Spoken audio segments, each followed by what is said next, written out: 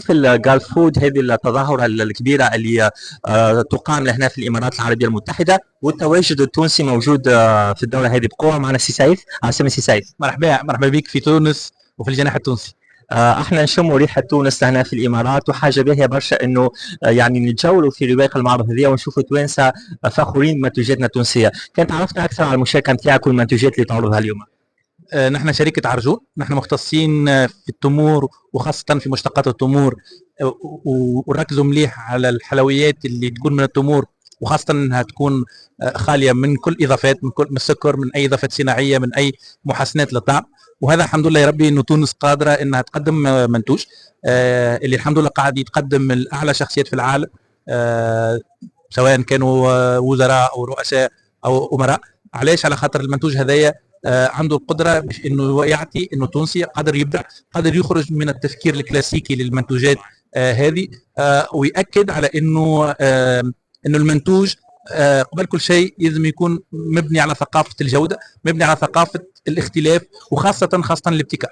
والتمور التونسيه معروفه عالميا بالجوده نتاعها، بالبنه نتاعها، كما تشوفوا هنا الحلويات التونسيه الغنيه عن التعريف الكلها المصنوعه من التمور التونسيه الاصيله.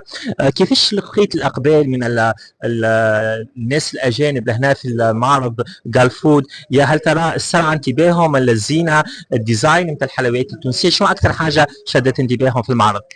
من الحاجات الطريفه اللي تصير لنا انه الناس يستاذنوا انهم يحبوا يصوروا الجناح نتاعنا والمعرض نتاعنا، خاطر حاجه جديده عندهم انه يشوف نخله من النحاس اللي جايه من تونس، فيها المنتوج التونسي وفيها الثقافه التونسيه، فيها الابتكار التونسي.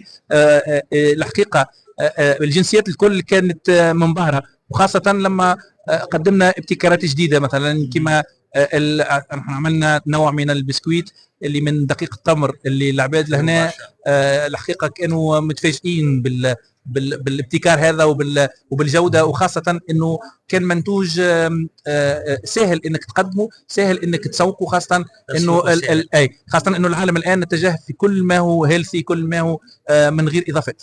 احنا في الختام نقولوا السهل كتونسي، هاكم تشوفوا على عينيكم منتوجات تونسيه بنه وفخامه في الشكل، وبالحق يعني حاجه مزيانه تجذب العين، وبنة عالمية. مش خاطرني أنا تونسي نشكر في المنتوجات التونسية. السهل كتونسي التوانسة الموجودين في تونس، والمرحبا بالأجانب الكل في المعرض التونسي بجالف فود. يعيشك سي سعيد، شرفنا، وإن شاء الله ديما تونس في العلالي بمنتوجاتها الغذائية الصناعية، وتونس ديما درابوها مرفوع في الإمارات العربية المتحدة، في دول الخليج، دول العالم.